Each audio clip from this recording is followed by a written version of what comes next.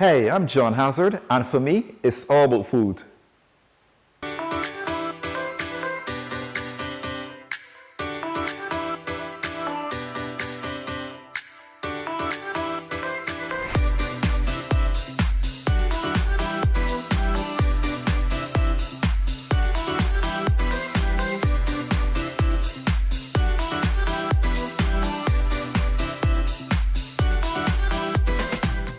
Well, today I thought of making myself a fish wrap for lunch, and I thought, while I'm at it, let me also share with you how I make my fish wrap.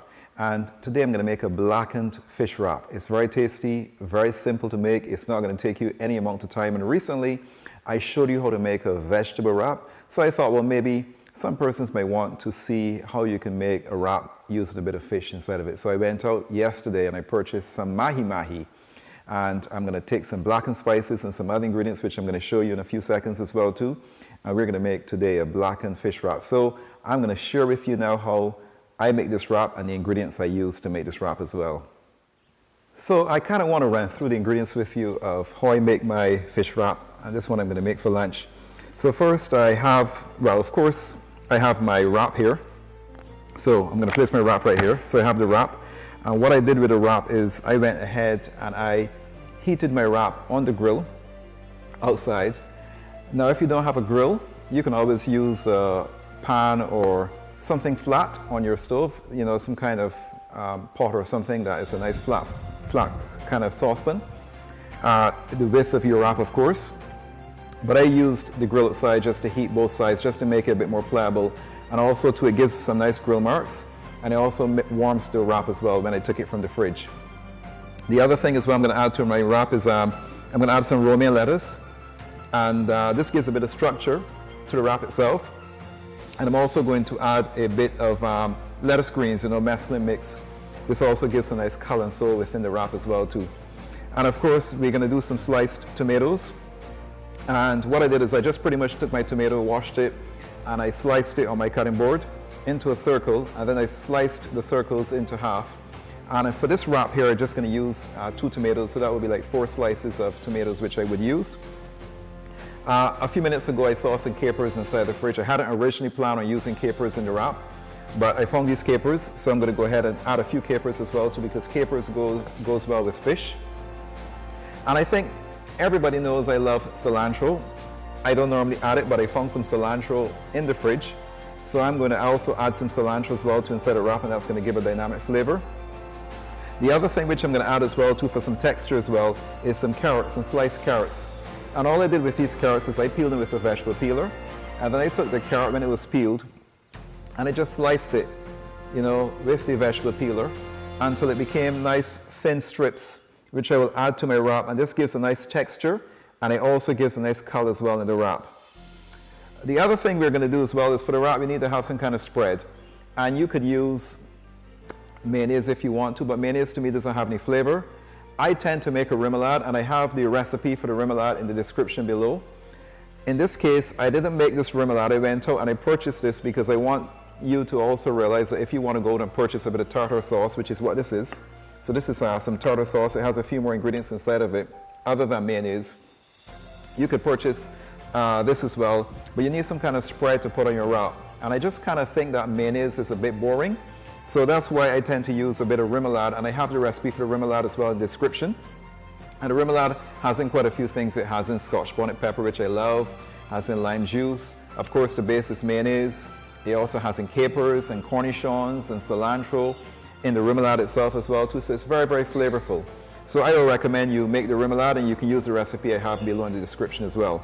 And then of course we have here some blackened spice mix, which is basically some paprika, cayenne pepper, onion powder, garlic powder. And I kind of mixed this all up together. And then I took my mahi-mahi, which I purchased as well from the supermarket, and I took the skin off, took the bloodline out, because the bloodline doesn't taste good at all, that dark line you see going through the fish. And then I sliced the fish up into strips, which you can see here, into kind of thin strips. You don't want it to be too thin that they fall apart, but I just sliced it into strips, and then I coated it with the blackened spice mix evenly all over.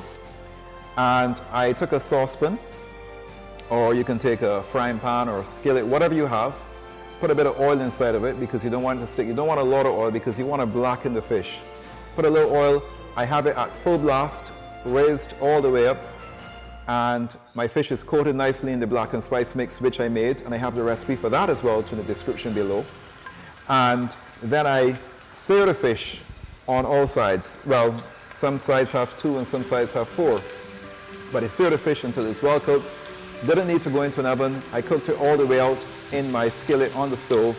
And once that was seared, I just put it onto a plate with some paper towel and allow it to drain. And that's how I did my blackened fish. So I want to go ahead now and let's just make this wrap. So as I make this as well, so I'm going to kind of move ingredients out of the way so you can see the preparation clearly. So what I did is I took this, I'm going to take, first I have the wrap as I said. I'm going to take, and also too what I'm going to do is I'm going to show you again, because I showed you last time I made a vegetable wrap how to fold it properly. I'm also going to show you a second time as well so you know how to fold a wrap effectively and properly. So what I do, I add my remoulade spread, or this, in this case, this one here is tartar sauce.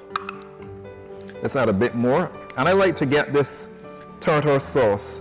And what I'm going to do, I'm just going to move these tomatoes out of the way so you can actually see what I'm doing here. So I like to take the remoulade and I kind of spread it all over the entire surface of the wrap. So it's all covered. And I prefer my remoulade. It's colorful, flavorful, creamier than this particular tartar sauce I made. But of course, if you don't want to make the remoulade, that's the reason why I went ahead and purchased the tartar sauce, because you can then just purchase this in the supermarket and instead of having to go through the extra step of making the remoulade, which is another step. But the remoulade, once you make it, will last you in the fridge for a long period of time. So I put my spread there. Then I'm going to take my romaine lettuce. And again, this gives a bit of nice structure to your wrap. I kind of put it not halfway, but a little below halfway. So I'm just going to, this is also going to make the wrap nice and big and full. So we add some romaine here. So this looks good. Then I'm going to take some of the same nice lettuce greens or mesclun greens, whatever you want to use. You can also use arugula as well too, which is also called rocket if you want. So I have that there. That looks good. I'm also going to take my cilantro now. I'll also place this here as well too. And then of course I'm going to take the, let's go to tomatoes. I'll take the tomatoes first. I'm only going to take 4 slices. And I want to place this just right here. So I place it together, again, as you can see with the wrap. What I'm doing here is I'm leaving space on both sides because I want to be able to fold the wrap in and then roll it. So it's nice and compact and it doesn't, the ingredients don't come out once you're eating the wrap. Then what we're going to do is we're going to take some of the carrots. I put some of the carrots here, and again, that gives good flavor. And it also color and texture as well to your wrap. So you put those aside as well. And I'm going to take some of the capers. And I put a few capers here. You don't need too many. These are very salty, but very flavorful and impactful as well too. Then I'm going to take the mahi, and what I would do with the mahi, I'm going to put the mahi, the blackened mahi, down at the bottom here. So just a bit at the bottom, and I have enough here for 2. So I'll make another wrap and give away to a friend of mine when I'm finished. So we now have the mahi down there. So basically, I have all of the ingredients that I can think of here for this wrap. I now will take it, and what I do is I normally put the lettuce greens here, because when I take this here and I come up here, I have something dry to hold on to. If I put the fish there, the fish is moist. It also has on the blackened spice, so it's kind of sticky and it dirties your hand. So I want the wrap to be nice and clean. So then once I put my fingers here, I'm coming down into something nice and dry, which is the actual lettuce itself. As I roll it, then I'm going to I roll it right here until until the wrap covers all of the ingredients that are inside here. I then take my ends and I fold over this way. And I think the last wrap I made, a vegetable wrap, I had too many ingredients. You don't want to have too many ingredients, you just want to have just enough. I fold this over. As you can see, it's all folded over, tucked in nice and neat. And then from here now, what we do is we just wrap this wrap up. See this? We just wrap this up, just like that. And that's our wrap. Now what I like to do, I like to slice this on a bias as opposed to straight across, which I think could be quite boring indeed. I tend to take a bias is at an angle, a 45-degree angle. I take my knife and I'm going to slice this all the way through at an angle like this. Oh, that's the wrap right there. Beautiful.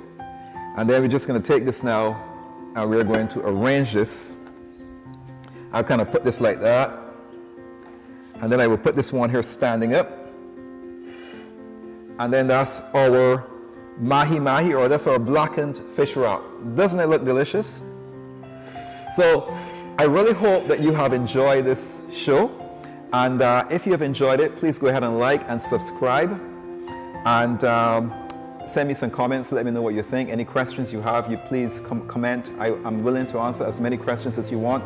Also, let me know if there's anything else that you would like to see me make for you, and I'll be more than happy to do so. So what we want to do first now, though, is we just want to go ahead and we want to taste this wrap and see, you know, it says the proof is in the pudding, so let's just go ahead and taste this wrap. Let's just want to get the fish.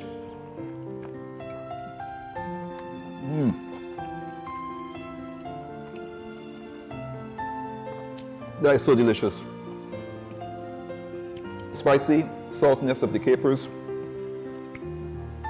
I can taste the acidity as well too of the tartar sauce coming through, the crunch of the romaine lettuce as well as the carrots.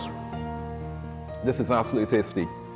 So again, I've had fun showing you this. Again, I'm John Hazard, and for me, it's all about food. I'll see you next time.